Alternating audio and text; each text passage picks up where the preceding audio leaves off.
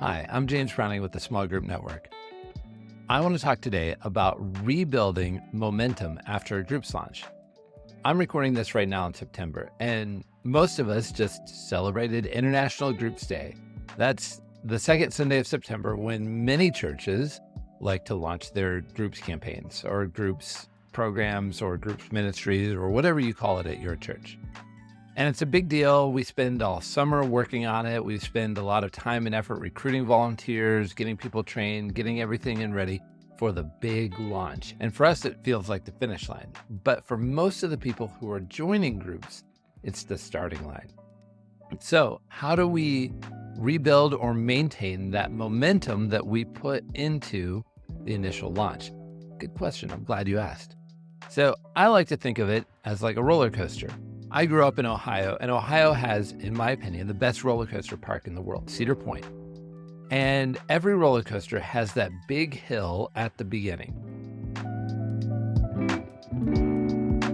And it takes a lot of time and effort. It's slower, it's harder going up that big hill, and then you coast all the way down.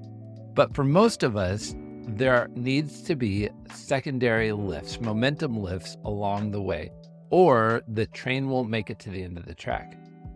Reality is, a lot of times we're actually still building the track as we go. There's a lot to do and usually not a lot of people to go around. Sometimes that's because of things that are outside of our control, and sometimes it's honestly because of lack of preparation. But no matter how many fires you are currently putting out, you need to be moving towards your next momentum builder. So I'd actually divide momentum builders into two different categories. The first category is what I call big one-time events. These are those big hills at the beginning of roller coasters. The second category are what I call small, regular momentum builders. And those are, if you've ever been on a roller coaster, those are the other hills that kind of nudge you down, or sometimes they'll even have a little bit of a lift on those hills. But it's not as big of a deal as that first hill. So let's take a look first at our big momentum builders. The first of these are awards or recognition nights. I put a question in our Facebook group last week about what exactly your church does to build momentum, to thank your leaders, to appreciate your leaders, all of these things that are momentum builders. We had someone named Sam Bueller reply, "I usually just give out gifts personally to my small group leaders. But we do a church-wide volunteer appreciation night that includes the leaders and has fun raffles, games, food, and all that.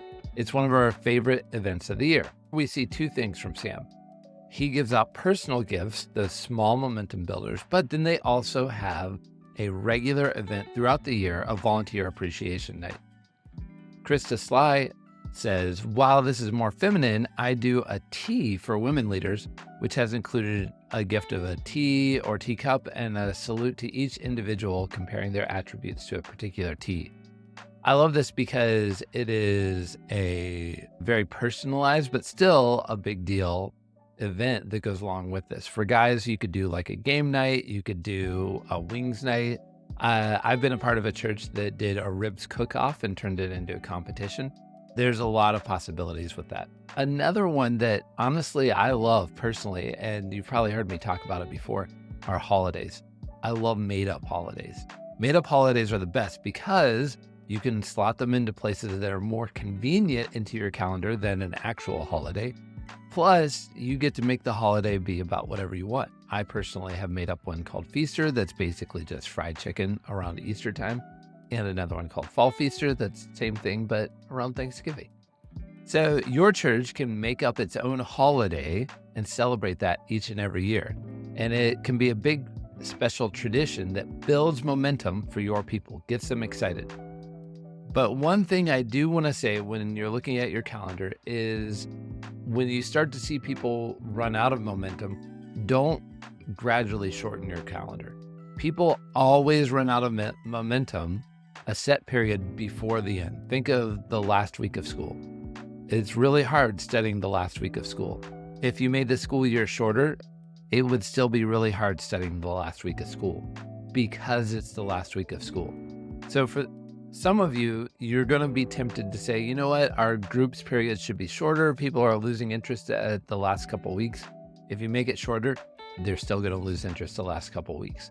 Just keep it the length that you know it should be, and assume that the last couple weeks, people are going to lose interest.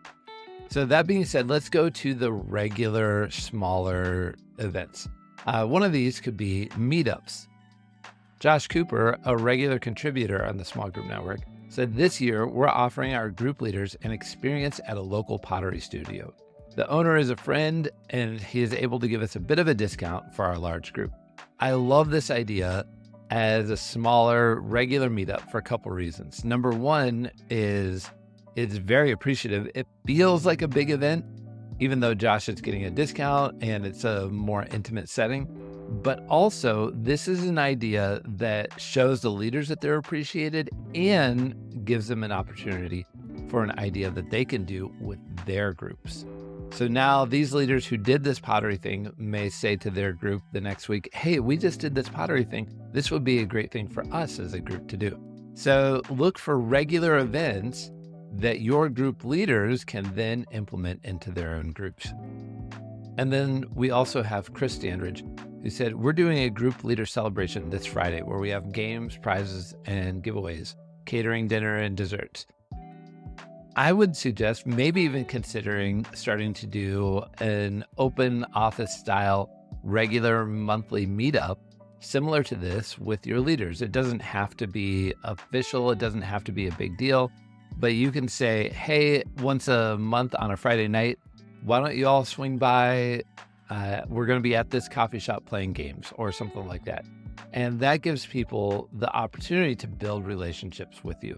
Again, they don't have to come, but it's a regular thing that they know is always an option.